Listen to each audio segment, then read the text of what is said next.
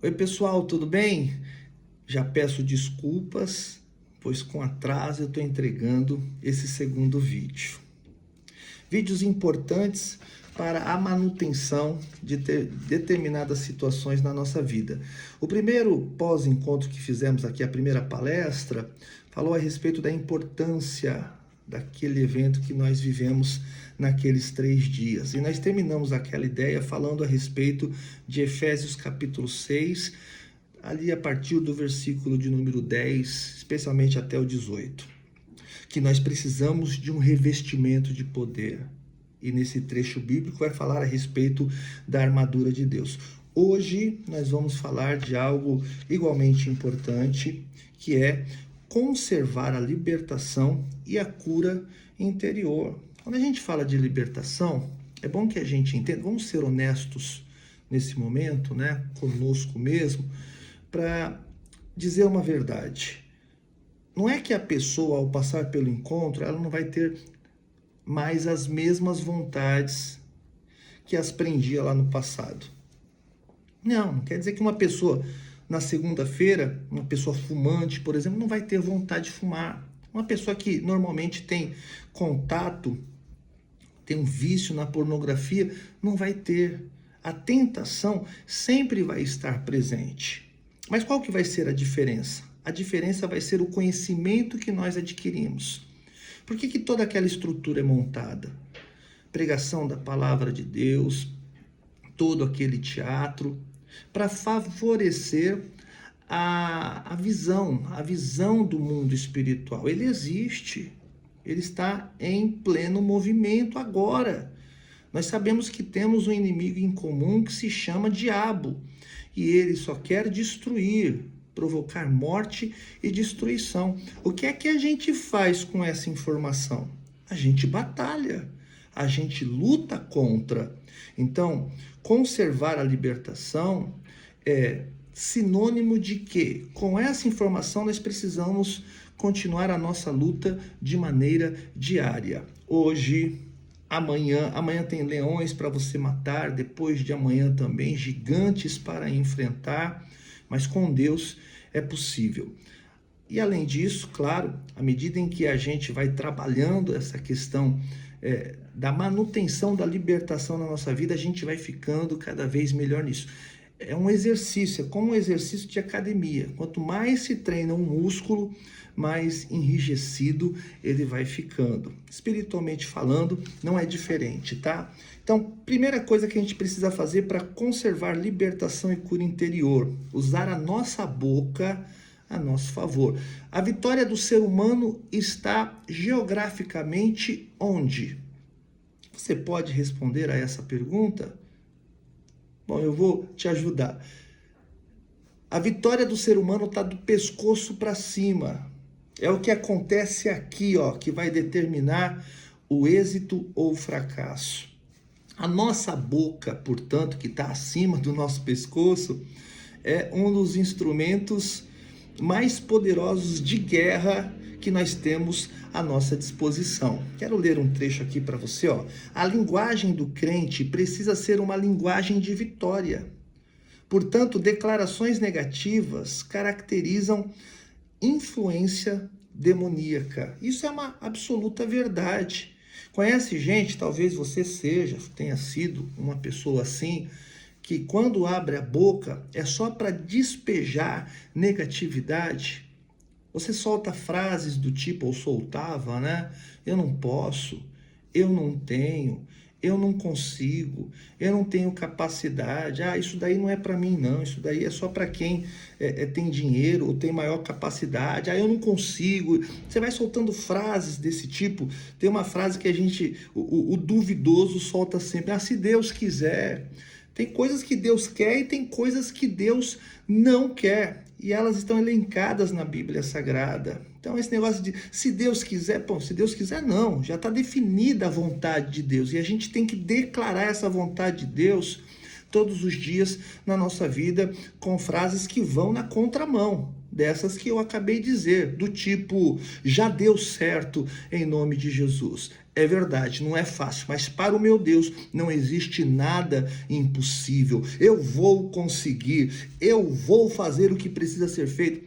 Você entende a diferença de linguajar? Então imagina o diabo diante de uma pessoa que se autodeprecia, que diz o tempo inteiro que não consegue. Ele está sendo alimentado, ao mesmo tempo em que aquela pessoa ela está se autoconvencendo de que nasceu para ser um projeto falido. Só que não, isso com a gente não. Agora nós conhecemos Cristo, nós temos o conhecimento, a sabedoria e nós avançamos positivamente soltando palavras de bênçãos, principalmente na nossa direção e também na direção das pessoas que estão próximas da gente, tá? Qualquer tipo de declaração que é negativa acaba atraindo o mal para si.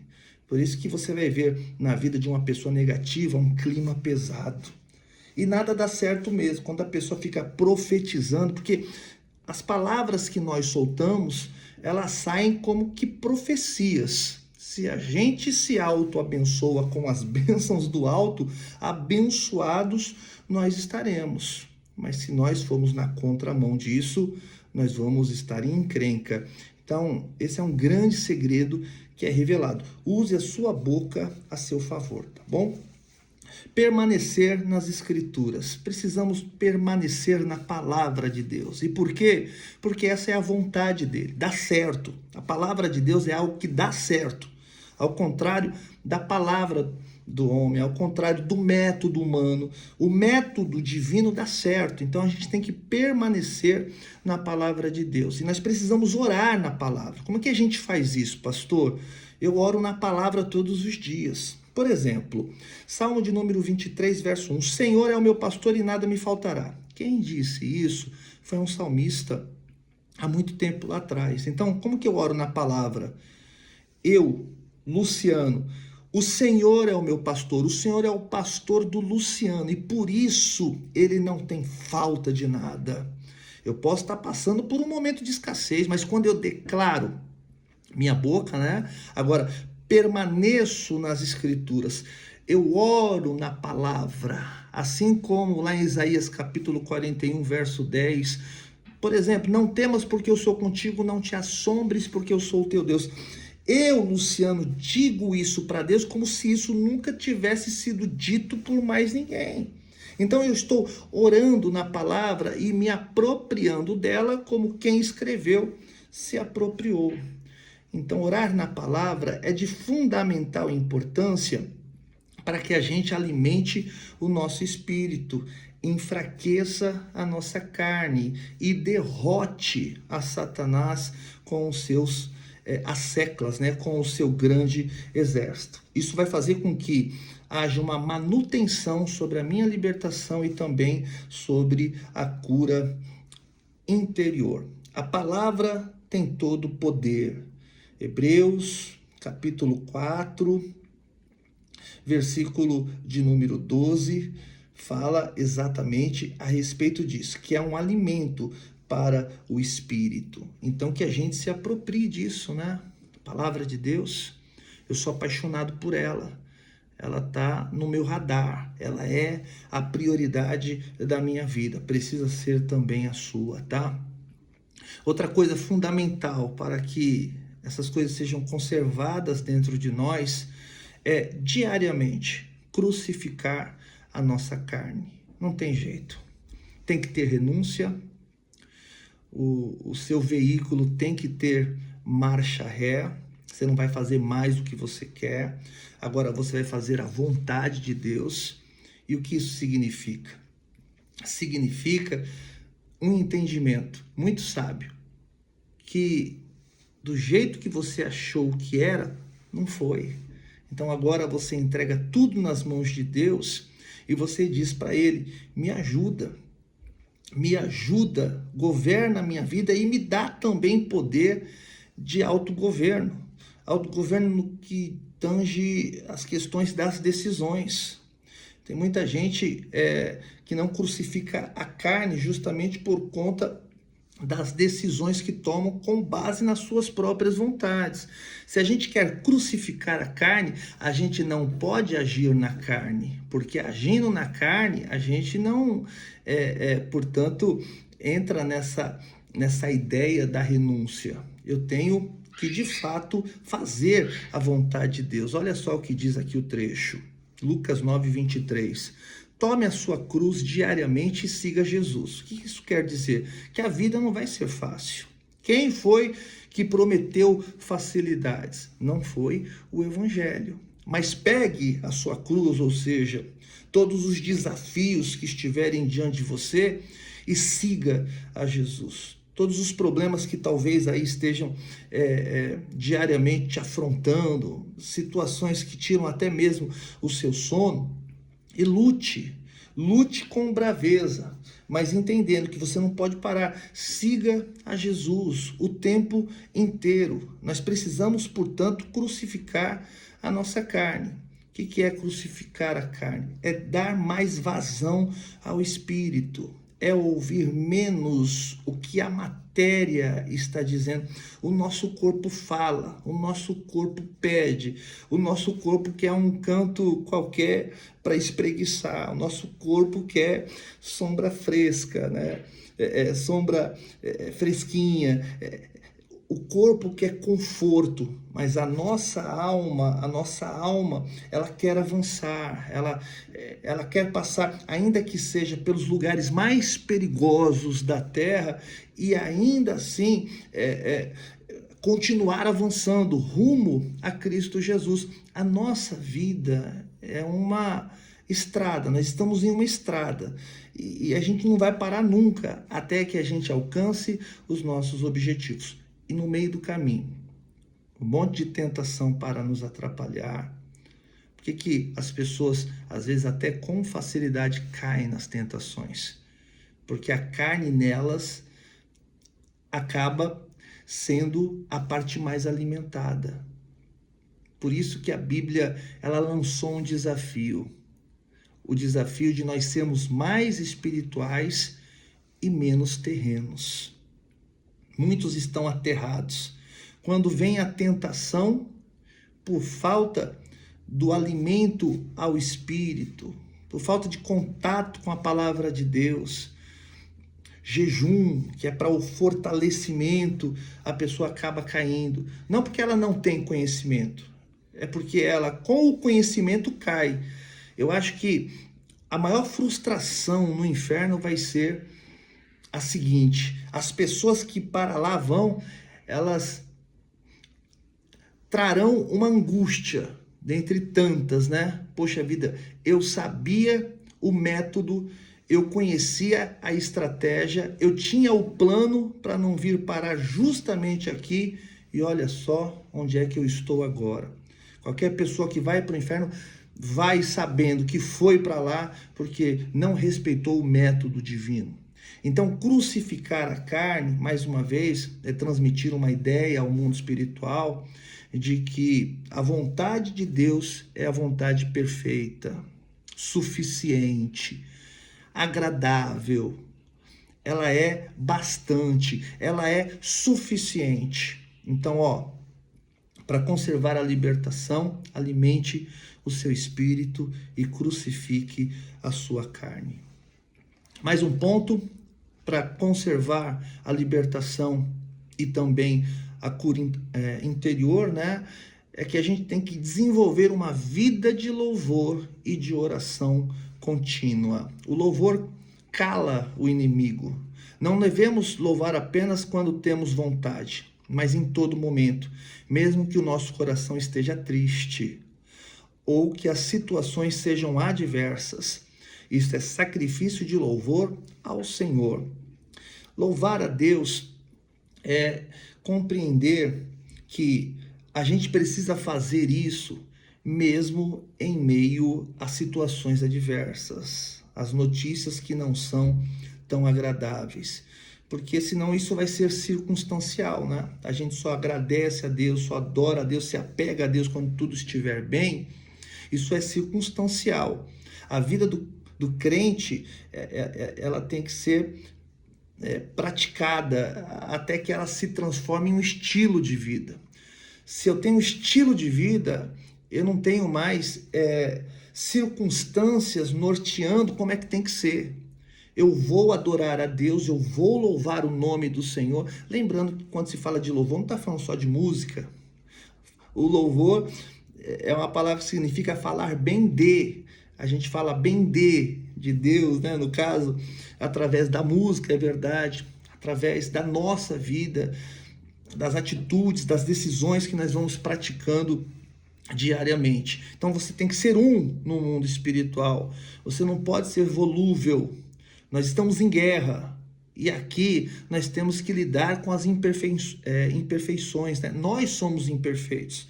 Vamos ter que lidar com rejeição muitas vezes com desprezo, com situações, com projetos que acabaram não dando certo. E por que não deram? Não sei. Simplesmente nós estamos revestidos de carne e osso, nós estamos nesse saco, né, de pele e de ossos, e aqui nós vamos amargar episódios bons, nós vamos alternar com episódios ruins também. Então, nós não podemos ser crentes circunstanciais. O que é isso?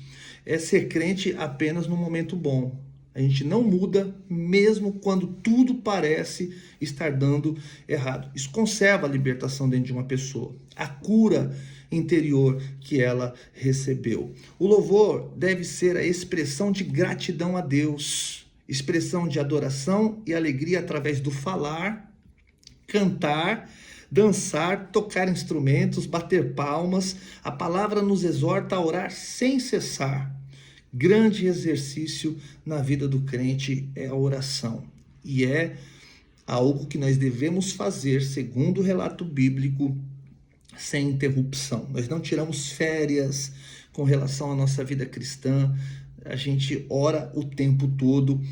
E a gente faz isso mesmo, né? A gente não apenas fala com Deus quando a gente dobra os joelhos, visto que tem muita gente que faz isso muito pouco, mas tem gente que faz esse tipo de coisa o dia inteiro com Deus, trabalhando atrás da máquina, dirigindo seu carro, indo, vindo, enfim, tá orando o tempo todo. E isso é muito bom, tá? Para você manter a comunhão com Deus. Nem sempre a gente vai conseguir falar, né, expressar verbalmente, mas nós ainda assim devemos orar também no Espírito. Outra prática importante é o de falar em línguas.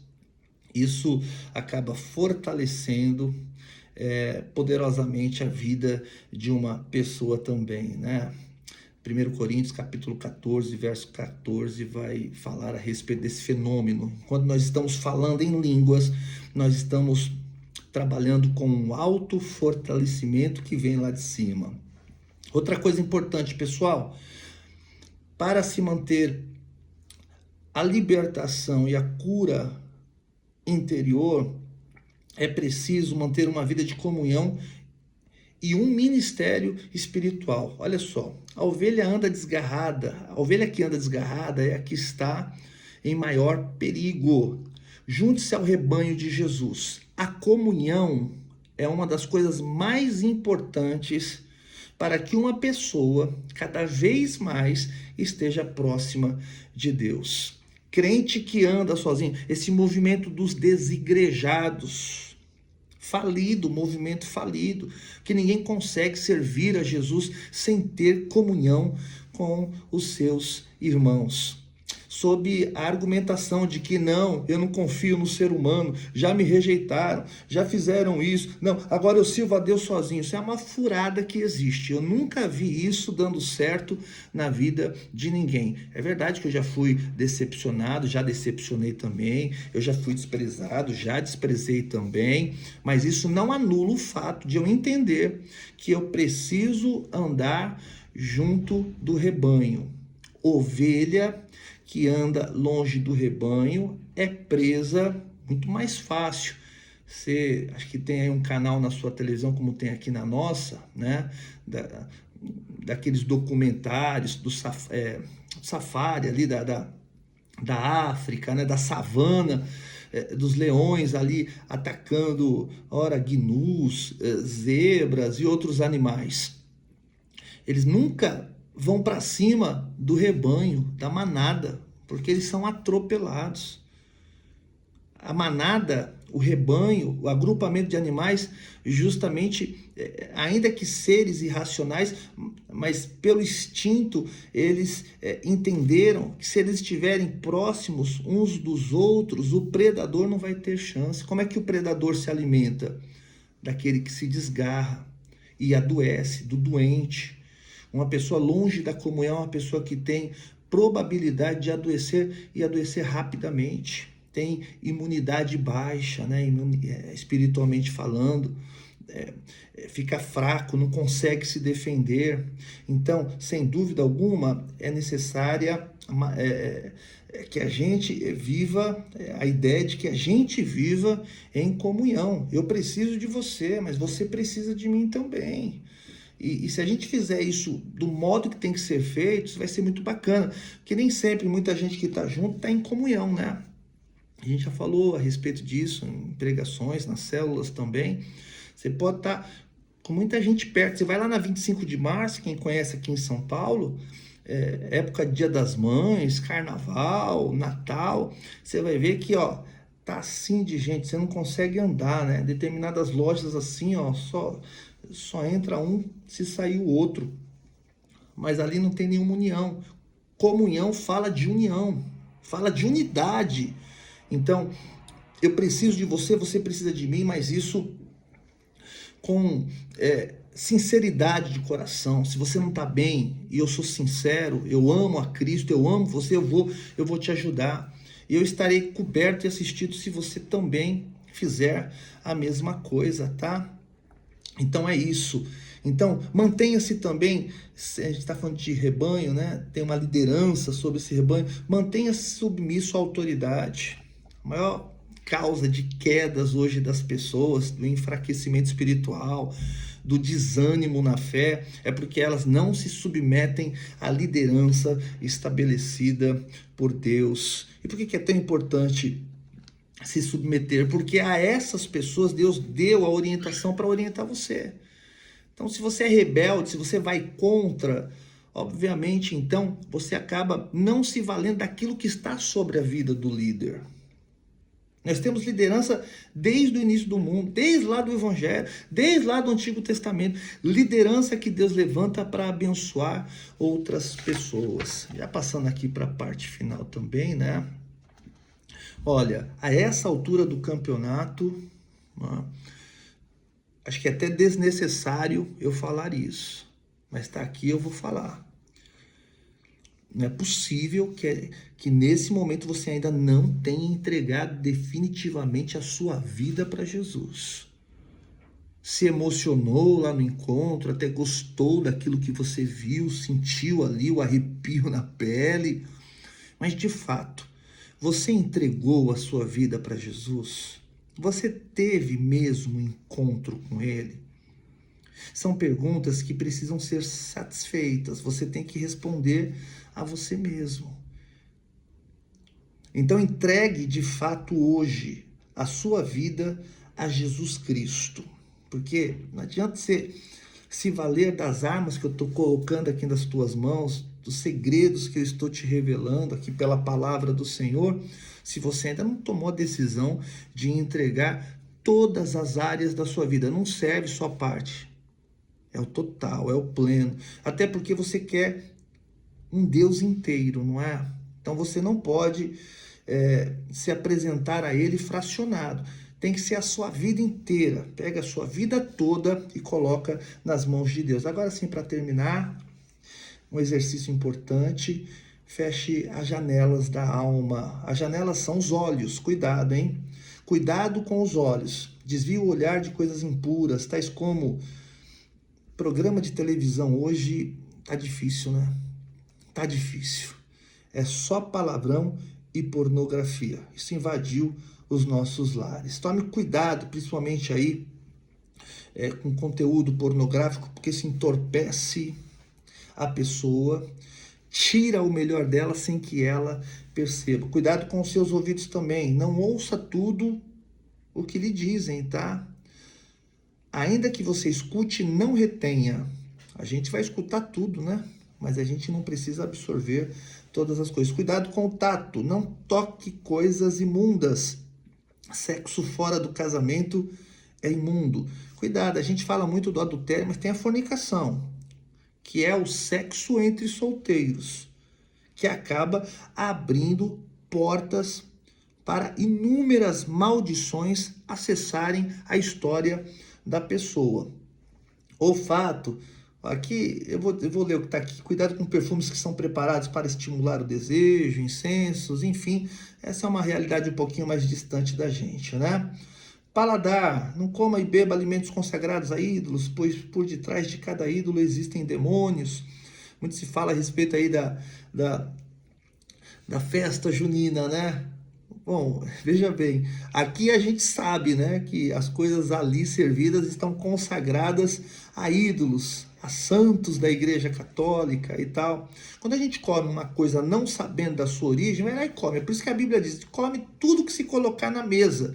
Porque o que contamina o homem não é aquilo que entra, é aquilo que sai. Paulo vai explicando isso nas cartas. Mas quando nós sabemos que por detrás daquilo existe um propósito que a gente sabe que está ligado à idolatria e coisas do tipo, a gente, portanto, não pode se valer disso. Portanto, a libertação e a cura interior é um processo e nós temos que viver lutando todos os dias para que a gente tenha qualidade de vida, para que a gente fique bem, agradando ao nosso Deus e seguindo a nossa vida. Até o nosso próximo encontro, vai ser o terceiro. Deus abençoe a todos.